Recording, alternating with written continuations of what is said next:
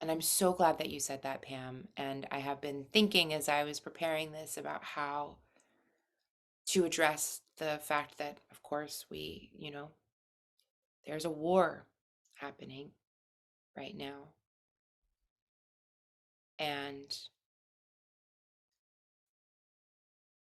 that Russia has invaded Ukraine and is causing massive suffering,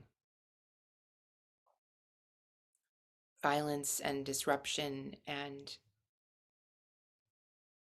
just an enormous amount of fear.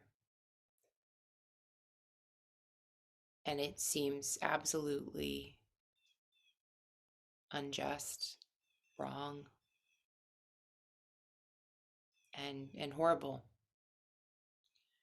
And yes, it's very, very scary.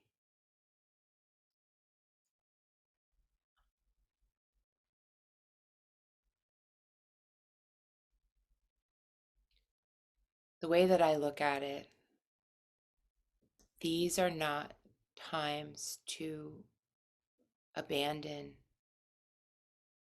what we love,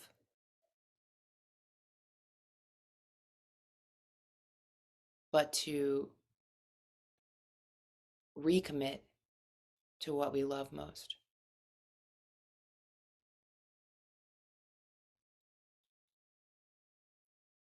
That we, I believe, have a responsibility to stay informed, to stay aware, to stay compassionate. For one thing, to recognize, somebody might not be able to get down with the theme of the month right at this moment. That's okay. That's okay. We can make room for that. Um, and this is always true with these, sort of positive themes of spiritual practice. But if I wrote down my top values, and I do believe at this point play would be in my top values, but my number two top are love and truth. And when I see violence, war, it is not the time to say, well, I guess love is bullshit. And because there is hatred and because there is war, love and peace and balance, we can't do that today. I wonder what would happen if we saw that as actually an invitation to the opposite, to say, oh, we need more love today. We need more peace today. Is there a way that I can manifest that? And can we manifest it in a way that isn't false or artificial or a denial of that truth, right? I didn't just say to Pam, oh, Pam, get over it. Just play, have fun, right? That would be really disingenuous. That would be a swiping away of of a truth that she brings up that we're all feeling. But can we say, how can we how can we continue to root back down into what we believe works?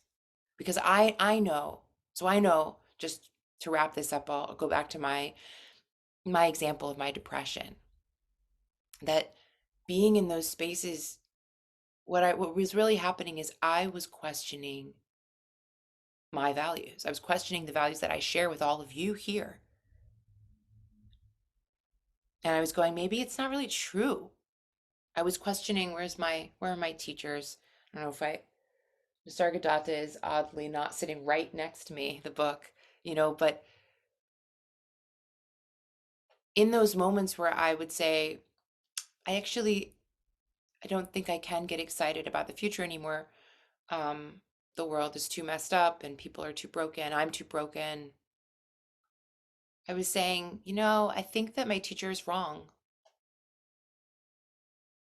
I don't think